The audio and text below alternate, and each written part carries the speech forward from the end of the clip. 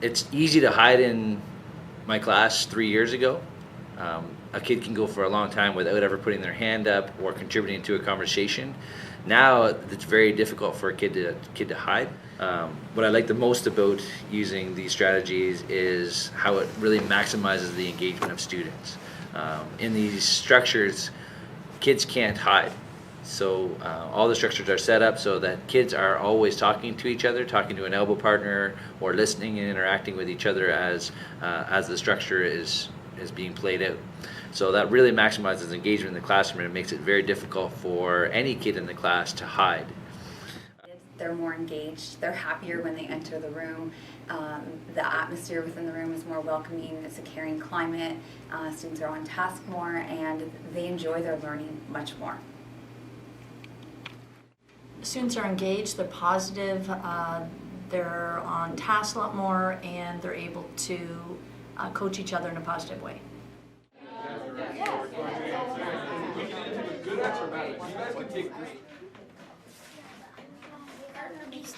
Good job.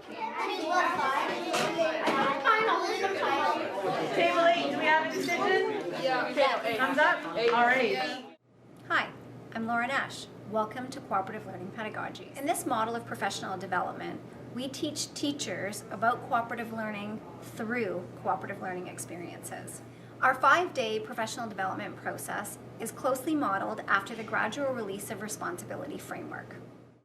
Day 1, teachers experience collaborative learning and the difference between collaboration and group work. They also learn structures and have a chance to take those structures back to their classrooms to engage their own students in collaborative learning.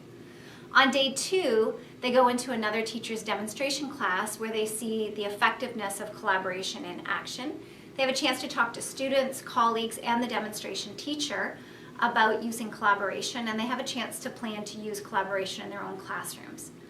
In day 3, teachers that are new to collaborative learning get to try collaborative structures in their own classroom with a mentor teacher who is there to provide tips and to debrief with them about that experience. Day 4, teachers that are new to collaborative learning partner up with another newbie, and they have a chance to observe one another, give each other some feedback, and to share ideas. In day 5, teachers come together to do a final sharing of evidence of their learning and their growth and their use of collaborative learning structures in the classroom. Day 5 also gives teachers one last opportunity to hold themselves and one another accountable for the learning process. Again, we're walking the talk. Teachers appreciate that they are coming to the table to demonstrate what they've been doing, that they have to perform in front of someone else. They see this as an essential part of the learning process because that is an essential part of collaborative learning.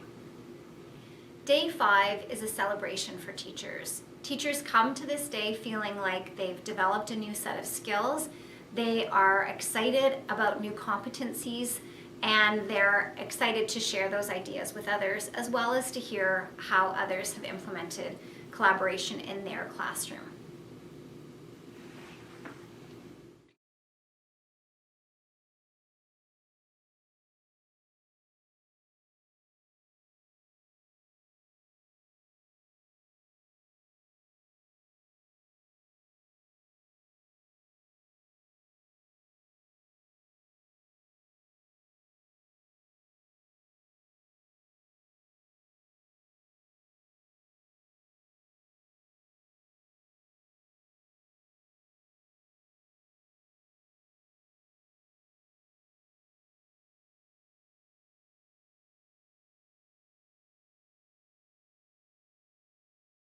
So the student engagement has increased in the classroom because I'm not seeing the behaviors in the classroom and the disinterest in the classroom that I saw with the same group of kids the previous year.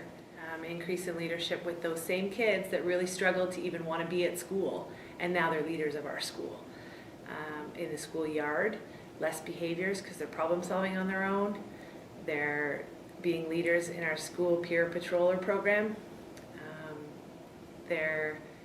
I don't see them in the office at all. The same kids that I would see weekly basis last year. We've also had a renewed focus for some of our teachers that they've learned some new strategies and they feel rejuvenated and interested again in teaching, which is very exciting. And that came through our CIL with our school improvement program, where they went into a classroom of our experts that were taught the Keggin and took the workshops, and they observed. I supplied some Keggin kits with whiteboards and different materials they would need. And then the experts went into their classroom and observed the new teachers implementing the strategies, and were able to give feedback of how to make things work better. So it's brought our whole school community closer as well.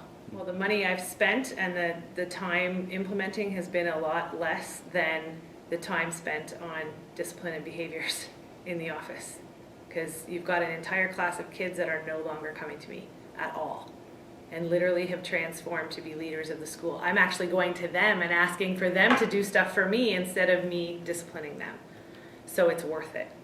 It takes a while to catch on, but once you get that core group of teachers that buy in, it's very successful. And I can tell those classrooms that use Keggin compared to the ones that don't, based on the kids I see in my office. They can come into my school any day and watch it happen. Comparing classrooms, I think it all starts with, it really does start with student engagement. And if students are engaged in the classroom, the behaviors, the classroom management won't be there. And at first, yeah, you can have your star student and maybe, or your star teacher, and maybe we started with our star teacher. But now there's other teachers as well that have bought in, and not all the teachers teach the same way that are in the Keggin group and the CIL, and they're all learning new strategies, and it really does work. And yeah, okay, that class of grade 6s are now in grade 7, but grade 7 and 8 are usually your higher discipline grades, right? So yes, they're a year mature, maybe that's a factor, but I think it's more than that. I think they don't have time, one, because you're jumping from activity to activity in the classroom, so there's no time to stray and cause trouble.